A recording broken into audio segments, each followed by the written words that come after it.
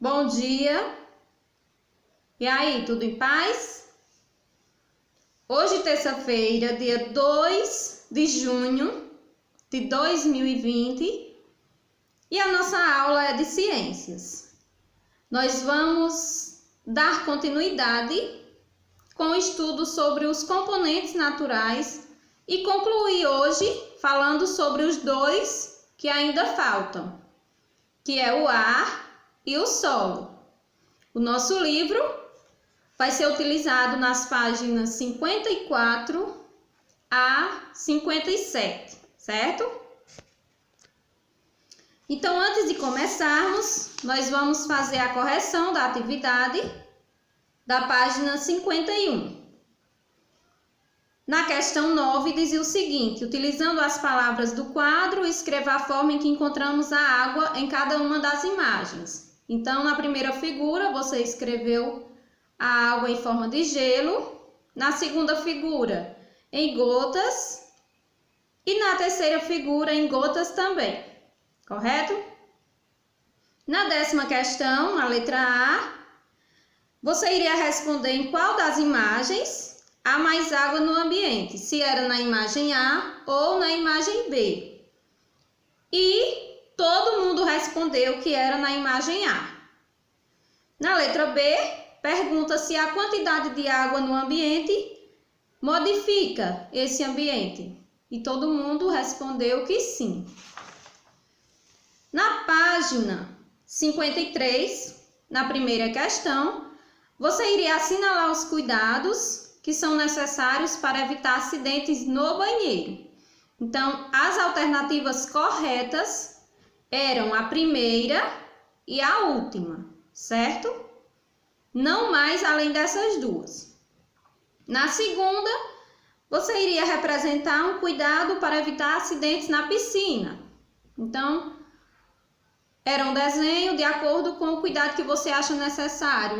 Mergulhar no lado raso, ou sempre estar acompanhado de um adulto, enfim. Um cuidado que vocês fizeram de acordo com o estudo sobre evitar acidentes com o mau uso da água, certo? Agora, nós vamos para a página 54. Na página 54, nós vamos estudar sobre o quê? Sobre o ar.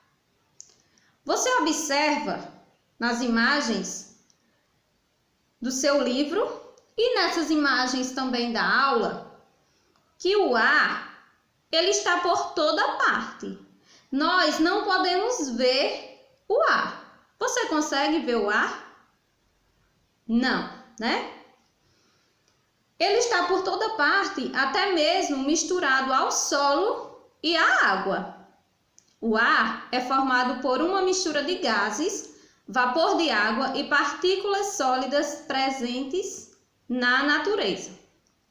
Nessa mistura, existe maior quantidade de gás nitrogênio e gás oxigênio. E qual é o gás que a gente respira? Quem sabe me dizer? Nós respiramos o oxigênio e as plantas precisam do gás carbônico para produzirem seu próprio alimento. Sem o oxigênio que está no ar, o ser humano não pode respirar. Vocês sabiam? Claro, né, tia?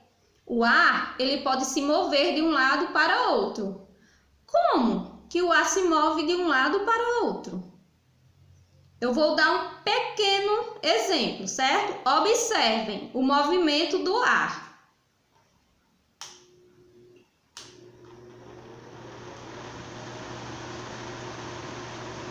Olha só, vocês estão vendo o ar? Não, né? Eu não estou vendo o ar, mas eu estou percebendo o ar através do vento, essa movimentação, não é isso? Então, olha aí, essa pipa, para ela estar a essa altura, o que ela precisa? essa bexiga que está sendo enchida por esse menino, o que é que essa bexiga tem no seu interior? Para encher o pneu dessa bicicleta. E para esse cabelo dessa menininha tá voando aí, que é necessário? Quem é que faz isso? A ação de quem? Pois bem, olha só. A tia trouxe aqui um objeto para representar esse componente que nós estamos estudando, certo? E agora, a tia vai pedir para a gente exercitar. Vamos exercitar como? Daquele jeito que a gente fazia lá na sala. A tia fala e vocês obedecem o comando, certo? Então vamos lá. Cheira a flor, apaga a vela. Cheira a flor, apaga a vela. 3 vezes. Cheira a flor e apaga a vela. Lembram de quando a gente fazia esse exercício na sala? Então, gente, se a tia perguntar qual é o gás que nós respiramos, que vocês vão me dizer? Muito bem, o gás oxigênio. E o gás que as plantas precisam para produzir o alimento, qual é? O gás carbônico, não é isso? Pois bem, na página 55 tem uma atividade e nós já vamos fazer essa atividade. Por quê? Porque é como se fosse atividade de sala. Não tem atividade de sala e de casa? Então hoje a gente vai fazer essa atividade de sala agora, certo? Então vamos resolver a cruzadinha. Na letra A diz o seguinte: está por toda parte, mas não conseguimos vê-lo. O que é? Claro que é o ar. Na letra B, como é chamado o ar em movimento? Como é chamado o ar em movimento? É chamado de vento. Letra C, gás usado pelas plantas para que produzam o próprio alimento. Completou? Carbônico. E na letra D, o gás usado na respiração dos seres vivos. Esse é o gás oxigênio, certo? Vamos completar? Pois bem, nessa figura que tem no seu livro, você vai circular os objetos que precisam de ar para funcionar ou subir. Quais são? Essa daí é você que vai observar e vai somente circular, certo? Na próxima questão, nós temos um diagrama com as quantidades relativas dos gases presentes no ar, que foi o que a tia falou anteriormente, que é o gás nitrogênio, o gás oxigênio, esses são os dois nas maiores quantidades, e os outros gases, que a gente citou um deles, que era o carbono. Então, a gente vê que os quadrinhos verdes representam o gás nitrogênio, os quadrinhos azuis, o oxigênio, e o quadrinho laranja, os outros gases. Então, qual deles tem em maior quantidade no ar? O gás nitrogênio, não é isso? Então, você escreve na letra A. Na letra B, ele diz que o gráfico está dividido em 100 quadradinhos. Quantos deles correspondem à quantidade de gás oxigênio no ar? Então, você iria contar os quadrinhos verdes. Iria não, você vai contar os quadrinhos verdes e dizer a quantidade, certo? 21 quadrinhos. Resolveram? Vamos continuar a nossa aula. Agora, nós vamos falar sobre o quê? Sobre o solo. E o que é o solo?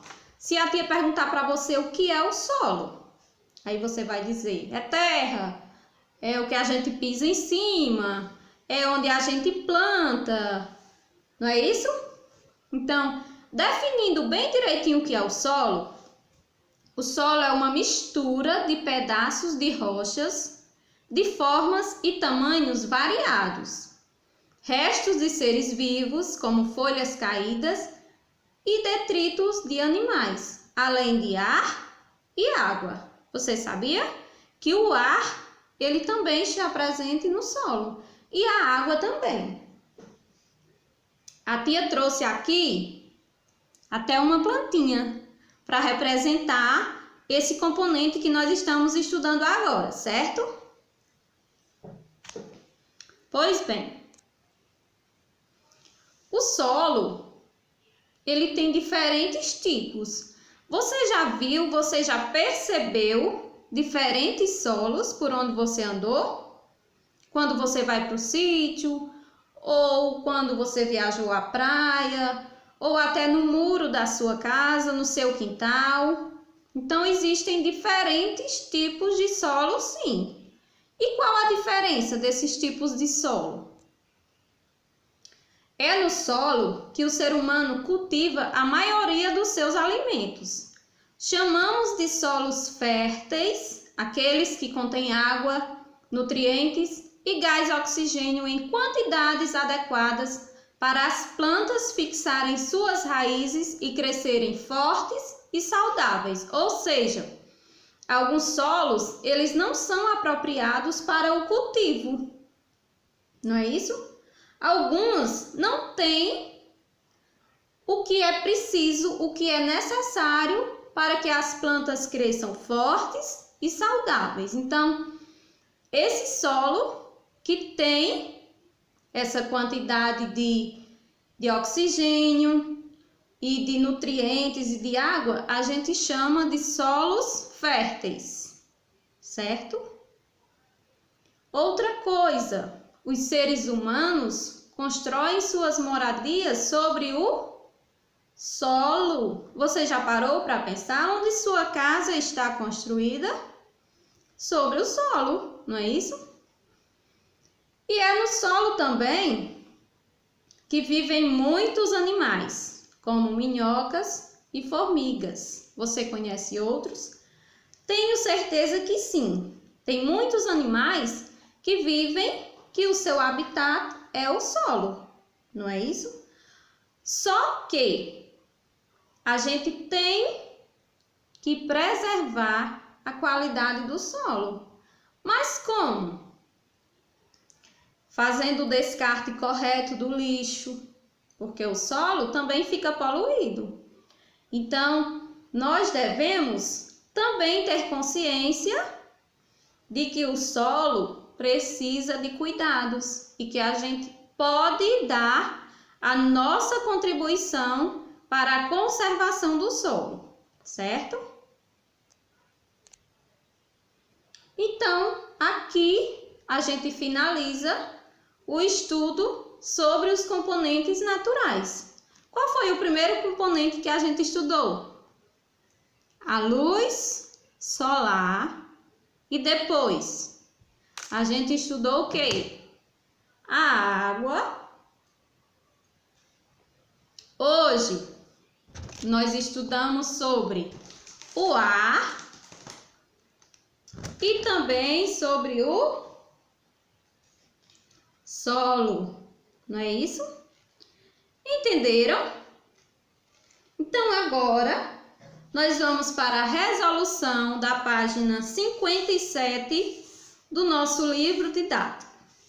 Depois da resolução, nós temos uma atividade interativa bem legal, certo? Então, um beijo e até a próxima aula.